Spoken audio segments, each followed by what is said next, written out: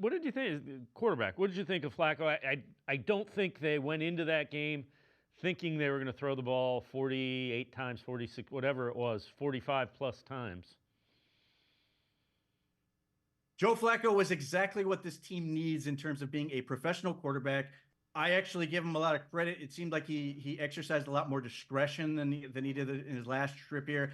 There were times where you could see him looking down the field and wanting to throw the ball down the field, and then thinking better of it and taking some checkdowns, trusting in the game plan that, look, if I'm smart with the football, if I avoid trying to force things, the defense is going to get it back to me, which proved to be true. And the biggest thing that Joe Flacco gives you is that he facilitates and allows Dylan Sampson and Harold Fannin and these other guys to show you what they can do. Did they make some mistakes? Yeah, Harold Fannin had a ball come off his fingertips. You saw a couple balls off Jerry Jeudy's hands. All those things happen. But you need a professional like Joe Flacco that allows these guys to function and operate.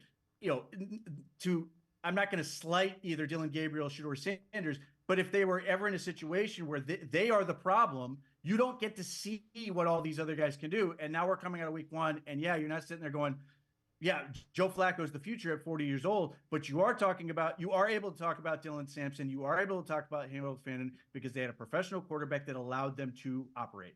Yeah, I didn't think either of the interceptions were on Flacco either. Both of them are kind of down low, which you're trying to put them where only your guy can get them, and they deflect up off the receiver. Yeah, I mean, having one of those type of plays happen in the game is unlikely. Having two is just downright preposterous. It just doesn't happen where the ball is that low and somehow magically not only goes up, but there's a defender right there to catch the ball. It's just ridiculously unlikely, and it's just how this team works. Just like with the Browns when they lost to the Jets in, a 0.1% chance or whatever it was. This just seems to be who they are right now because they just don't have enough to sort of eliminate these types of situations from being able to happen. In the same way that the Browns do it in more a sort of comical fashion, but obviously the Ravens lose in similar unlikely fashion. It just looks more respectable in the way they lost than the Browns, where it's sort of a ha ha. This is sort of typical Brown stuff.